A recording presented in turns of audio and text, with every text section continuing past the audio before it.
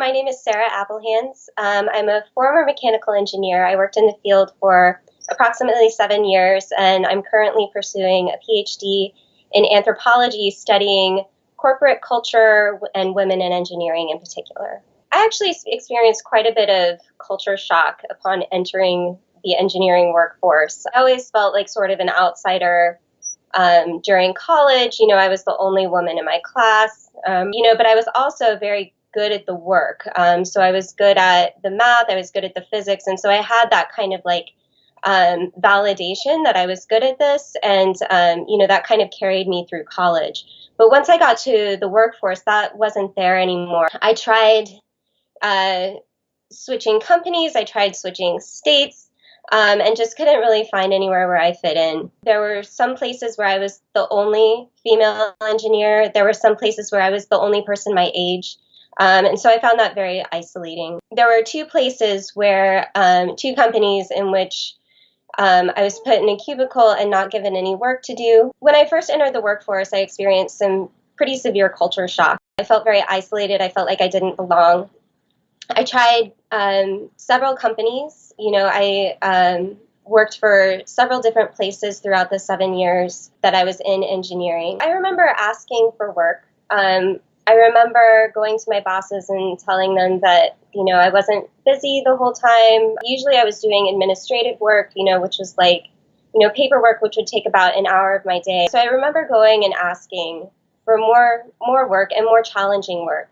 But what I was told was that, they just didn't have anything yet. I would actually sit at my desk and I had a whole bunch of cubicle mates around me, mostly men, mostly young men. And I would see all the boys going downstairs to the basement to do their, experimental test procedures, which was like the exciting strength tests and things like that. And, I was the one who was just filing all of the paperwork for that, and I was documenting the results, but I wasn't actually getting the practical experience that they were getting.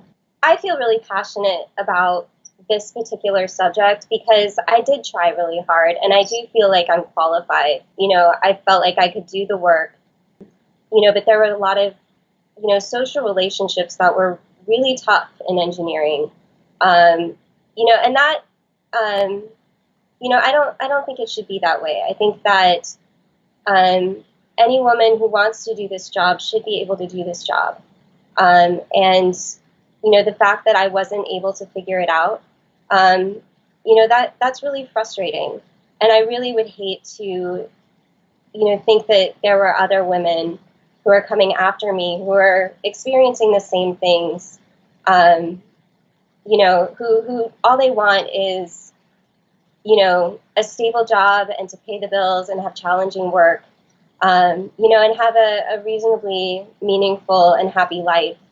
I don't think that's too much to ask. The job that I eventually landed in and stayed in for a while had a lot of conflict in it that I felt like unprepared for. Women, we don't receive a lot of conflict training, social training when we grow up. The practice of defending yourself on a daily basis, that I was not prepared for that.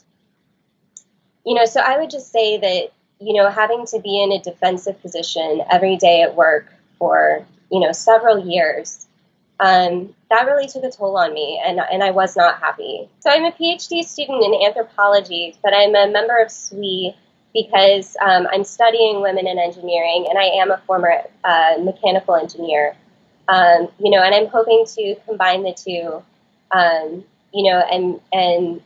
I actually use SWE's research resources for some of my own work as well. They do a really great literature review compilation every year.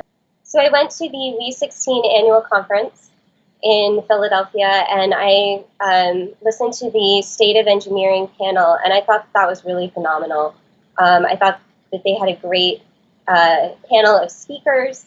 It looks like they're doing really critical research and have identified some areas that I also agree need more research. Being a member of SWE has been very helpful to me.